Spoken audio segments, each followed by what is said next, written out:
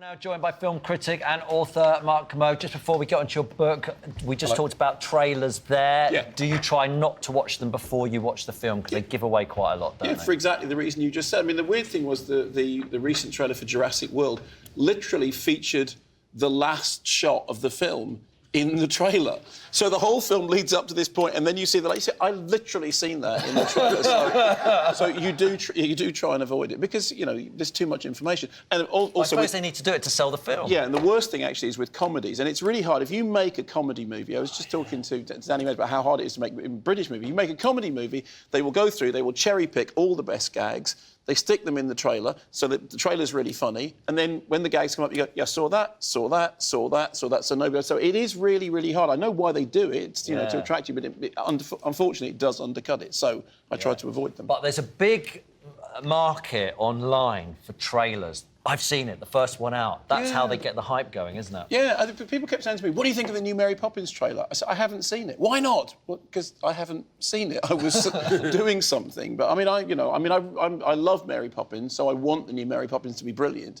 But I don't particularly want to see the trailer because I don't want to know. There's a new Mary Poppins. For a minute there, I thought you were talking about the original one. Have you seen the new Mary Poppins? But the original Mary Poppins is one of the greatest movies ever made. Yeah, so it's very hard to make a new one, because... Yeah. Especially Dick Van Dyke's Cockney accent. Let's talk about your... I'll take you outside and fight you about Dick Van Dyke's Cockney accent. He's brilliant in that film, I'm sorry. I've seen actors do worse Cockney accents than Dick Van Dyke. And I genuinely love Dick Van Dyke in that film. It's great. Brilliant. Let's talk about your book. What's it about? Music. It's about being in bands. It's nothing to do with films at all. It's about being in bands. I've always been in bands my whole life. When I was young, I saw Slade in Flame with Dave Hill. I thought that's what I want to be. I want to be a pop star. I'm now 55. I have 6, however old I am. I haven't become a pop star, but I have never stopped trying. But what sort of music have you done throughout the whole time? Has it stayed consistent? No, I mean, when I was at school, we used to play sort of quite challengingly difficult, that thing about, I've suffered for my art and now it's your turn. It was later on, I started playing in skiffle bands and I discovered that was the thing I really loved, skiffle and rockabilly and old blues. And I'd grown up in a household where my father was obsessed with Jelly Roll Morton and very, very old-fashioned blues. And I kind of returned to that. So that's the stuff I play now, with the Dodge Brothers. It's kind of old Americana, jug band, skiffle, that kind of music. But certainly for that period when I was in school, it was like, we were listening to albums by Television and Gang of Four and the Concert Angels, and we really thought back then, if you play something that's got a hummable tune, that's selling out. So if anybody ever wrote a song with a catchy bit, you have to take that out. No. You don't want audiences to enjoy it. No, they want to endure it, And at what point did that stop? Literally, when in Manchester in the 1980s, and I met up with some friends who were into skiffle, and we started busking. And I used to play guitar. I'm a terrible guitarist. And we went out, we busked things like Rock Island Line, the old skiffle. And I remember standing, looking at the audience and seeing people in the audience smiling. I thought, this is novel. People are actually enjoying this, which was a first, because I've been playing in bands for a long time in which people were standing in the audience like that. And then I started playing the double bass because I'm not a good musician. I'm an enthusiastic musician. I'm not good. And I started playing double bass because I just would break strings on the guitar. And Matt, who was a guitarist, said, you should play double bass. I said, I can't play double bass. He said, it doesn't matter. No one can hear a double bass. All the notes sound basically the same, but it looks really good. So he went and bought a double bass from Johnny Roadhouse, and I've played the double bass ever since. How do you talk in the book how you moved from music to film at a stage?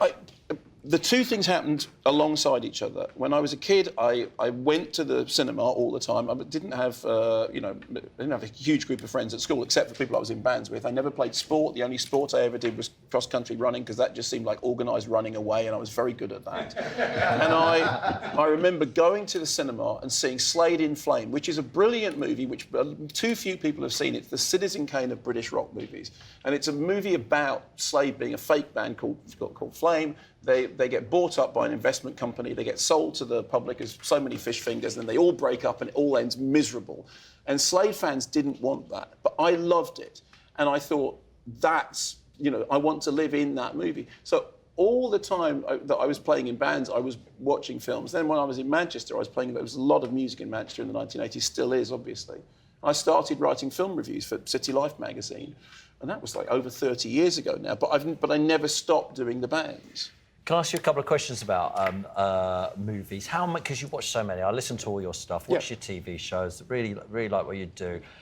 Thank you. Secrets of Cinema. Yeah, very good. Thank you. How many films are actually good? What's the percentage of them, do you think? Barry Norman. Question. Okay, Barry Norman said this thing, and I think he was absolutely right. He said in any given year, the percentage of good and bad films is exactly the same. He said there is always the same percentage of good films and bad films. He said the problem is it's to do with what you see. So when people say, all cinema now is blockbuster movies. But no, it isn't. I mean, everywhere. Like last week, there was this brilliant Palestinian film came out called Wajib. I was just talking to Danny Mays about making independent British films. Funny Cow just came out on DVD recently. All those films are out there in the marketplace, but they're competing with great big American blockbusters. It's harder and harder to find the space in the cinemas, but in any given year, the number of great films is pretty much... What is that percentage of good and bad? You'd be surprised at how many films are growing.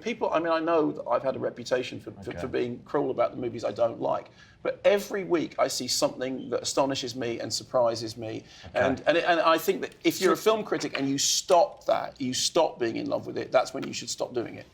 So at the moment, if there's one film that we should watch that isn't a blockbuster... There's this film called Wajib, and it is really terrific, and it's playing in 6 cinemas. So it's a very, very small release, but it's really worth checking out. I've got to ask one question for you, then we need a quick answer on it. Okay. Netflix, Amazon Prime, they're making movies now. Yes. Is it changing the landscape of movies? Well, films? OK, in terms of what they're making, they are making some extraordinary stuff, and I know a number of filmmakers who say that you get freedom from them to make whatever it is you want. The problem is whether or not you want those films to be in cinemas. I mean, I think anything that allows stuff to get made is great, and more people are watching stuff at home. The only thing that worries me is I do want cinema to keep thriving, and I do want to see movies. I mean, for me, the perfect experience is to see a movie projected on the big screen. So I just think the fact that they're investing in new content is a good thing, but I think we have to have a discussion about distribution. 3D movies? Oh, well, 3D's nonsense. Look, 3D has come and gone so many times, and every time it happens, it's because the studios are worried that they're losing control. So there is a reason why 3D movies don't work. It's that audiences don't there's no demand for them. It's driven by studios. When was the last time you saw a 3D movie and thought, that's great, that would have looked rubbish in 2D? Never, never. Thanks, Mark. Your book, How Does It Feel? You asked. Is out now.